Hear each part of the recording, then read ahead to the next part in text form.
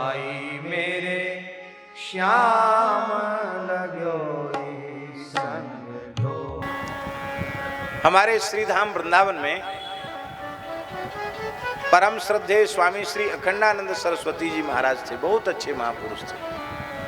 हमने उनका दर्शन भी किया, उनका प्रवचन भी सुना। हमारे गुरुदेव से उनका बड़ा प्रेम था।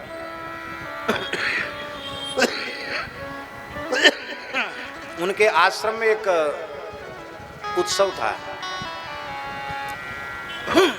उस उत्सव में उन्होंने हमारे महाराज जी को बुलाती थे। महाराज जी तो बहुत सामान्य तरीके से रहते थे। स्वामी जी ने एक संत को भेजा, स्वामी सेवानंद जी को भेजा, महाराज जी गाड़ी लेके कब आ जाए। महाराज जी बोले हमारे पास व्यवस्था है, आप चले जाओ, वहाँ उत्सव है, बहुत काम होगा, हम आ जाएंगे समय से। जब वो चले गए संत के, हमने कहा महाराज जी आपने मना क्यों कर दिया गाड़ी के लिए, अपने पास तो साइकिल भी नहीं है, आप कहते हमारे पास व्यवस्था है। तो महाराज जी बोले भगवान की दी हुई व्यवस्था है पैर, तो पैदल चल के चले जाएंगे, हमको बीच में प्रेस में काम है, आधी दूरी तो तय हो जाती, आधा और थोड़ा चलेंगे तो आनंद वृंदावन आ जाएगा, अखंडानंद आश्रम में चले जाएंगे पैदल, स्वतंत्रता रहेगी, अपना वाहन है, अपने पैर हैं, आराम से चले जाएंगे। ये नहीं कहा कि वाहन भेज, बोले हमारे पास व्यवस्था है। व्यवस्था माने पैर वाली व्यवस्था थी। अब जब चलने लगे, गर्मी का समय था, तो बहुत सामान्य कपड़ा पहनते थे महाराज जी। एक धोती सामान्य सी, उसको फाड़ देते, दो टुकड़ा हो जाते, बस दो धोती हो गई। खूब भयंकर ठंडी में भी उसी पतली को पहने रहते। अब उसमें भी छेद हो जाते, फट जाते, तो भी उतारते नहीं।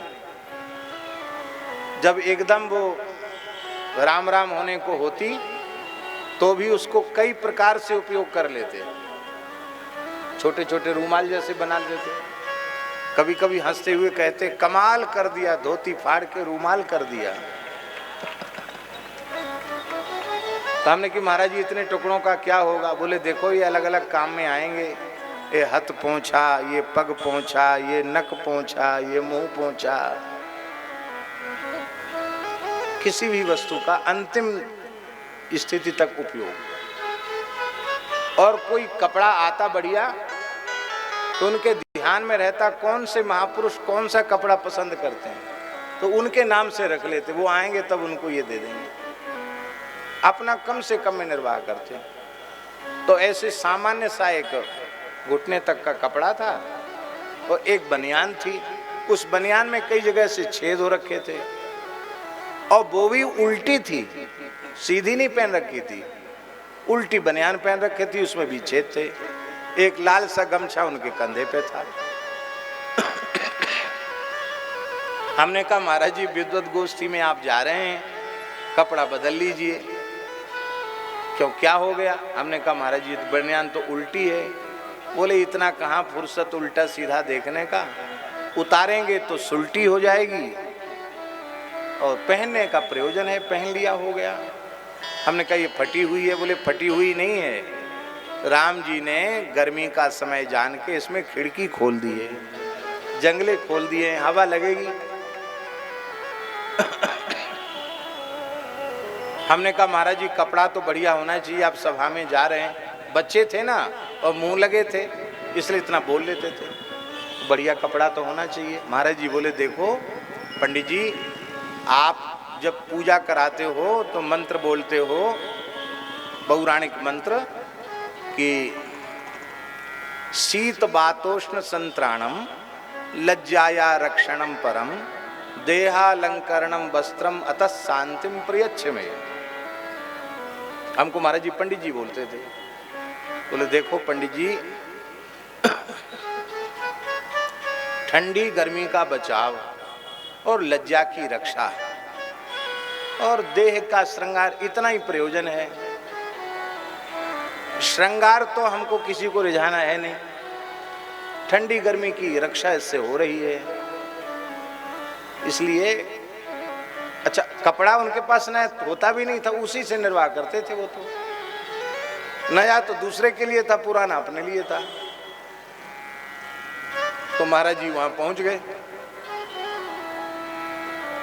अब महाराज जी समय के बड़े पक्के थे, जितने बजे पहुंचना उससे 5-7 मिनट पहले पहुंचना। तो उस समय पहुंच गए जब वहां कोई नहीं था,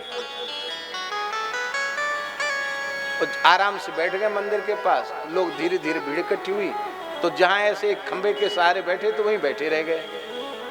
और जब सभा शुरू होने को हुई तो स्वामी जी ने सेवानंद जी से पूछा कि बाबा नहीं आए, वो तो समय के पक्के हैं, आए क्यों नहीं? बोले पता नहीं क्यों नहीं आए। तब तक किसी ने कहा वो तो बैठे हैं। अरे महाराज जी आप वहां क्यों बैठे, अब यहां आइए।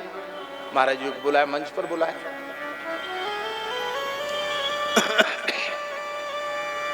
पता चला कि वो तो सबसे पहले आए। तो स्वामी जी बोले, ये पूज्य स्वामी श्री अखंडानंद सरस्वती जी के शब्द थे। स्वामी जी बोले, विद्वत्ता दुर्लभ नहीं है, एक से एक बड़े विद्वान उपलब्ध हो जाएंगे, पर साधुता अति दुर्लभ है।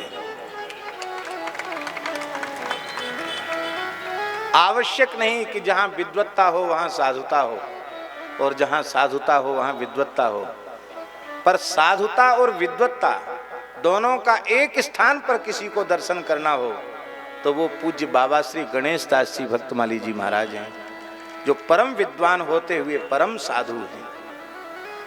कहते कहते स्वामी जी भावुक हो गए और उन्होंने कहा कि मेरी इच्छा है कि आज सभा की अध्यक्षता बाबा ही करें।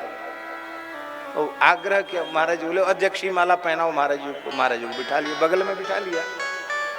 महाराज जी बोले चलो, अध्यक्ष को बड़ा लाभ होता है, अंतिम क्षण तक सबको सुनने का अवसर मिलता है। सुना, प्रवचन हुआ।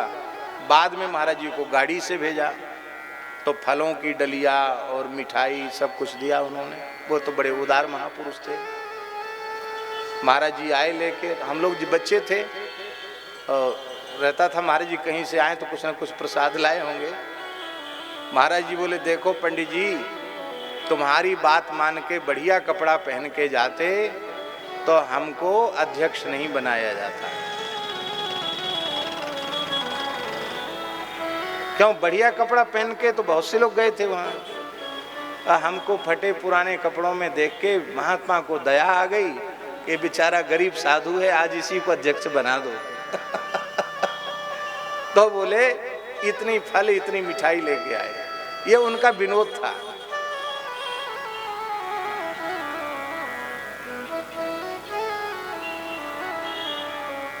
कैसा दिव्य जीवन था। तो वे केवल इतने के लिए ही संसार की प्रवृत्ति को स्वीकार करते हैं कि उनके जीवन का निर्वाह हो जाए। माई मेरे श्याम लग्यो